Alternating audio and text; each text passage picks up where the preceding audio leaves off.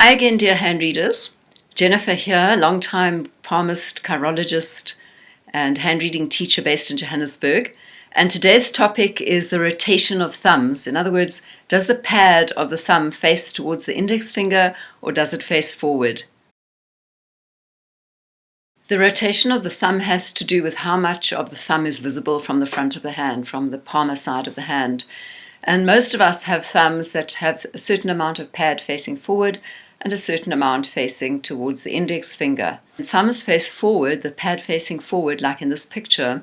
Here we have a person who's very friendly, very open. There's not a lot of hidden agendas. It's a kind of person who perhaps, the saying, what you see is what you get. When thumb pads are hidden from the front of the hand, and a certain amount of nail, in fact, can be seen from the palmar side of the hand, this is a twisting on the axis of the base of the thumb. It's like the entire thumb rotates towards the index finger.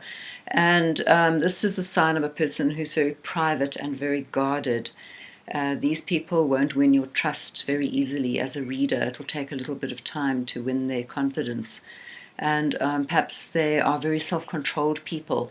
In fact, I've heard the terminology, the sort of nickname for these thumbs, that it's a sign of the person who has a sergeant major approach to life, not only to others but also subjectively. So how one would approach this in a conversation with a person with that type of thumb it's a wonderful entree actually into the topic of the inner critic and how acute for that person is their inner critic. There are actually several markers, features of hands that do reflect a very active and rather vicious inner critic. Perhaps bent middle finger is one of them. Another one is the upper minor water line in the chirology, the 5-element system, is the term. It's known as the girdle of Venus in palmistry.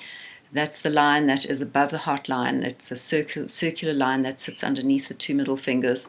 That's a topic for another day. With a person who has that formation of their thumbs, I'd ask them about how obsessively self-controlled they are.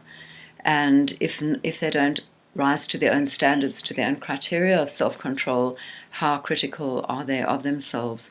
So the inner critic is a subject that warrants deep inquiry. Our inner critic is a cut-off, unloved and lost part of ourselves. And it's a part that hasn't had our acceptance for a long time, often since very early childhood.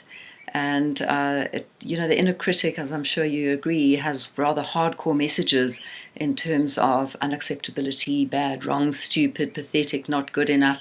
And so the internal dialogue goes on. This is an old force. It's almost like a power within us that perhaps some would call the devil or Satan.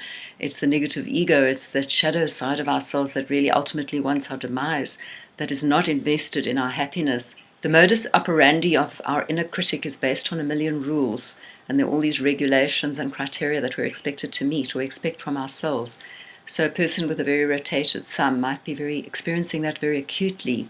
So it's a very good inquiry, and it's all about really coming to embrace our inner critic and to understand that behind the critical voice that is so scary for us, there is a very positive actual reason. There's something about that inner voice that does want the best for us and wants to protect us. It's a very deep inquiry. It's a big conversation. It's not really entirely for this topic of the thumb today, but I'm presenting it just to share with you that whenever we do the hand reading, as I always say, there are 3 components to hand reading in my system, and one of them is the counseling and coaching aspect of things.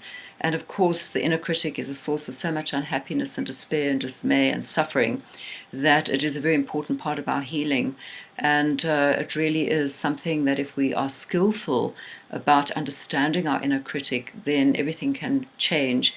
And how to further explore the inner critic is something that I address in my readings. And I'd love to hear from you, actually, your thoughts both on this type of rotated thumb and whether or not you have any ideas about the inner critic. In next week's video, I'll be talking about the various tip shapes of the thumbs. And after that, I'll move on to the dermatoglyphics. I'd love you to like and subscribe, to share this video with your friends, and I'll see you next week.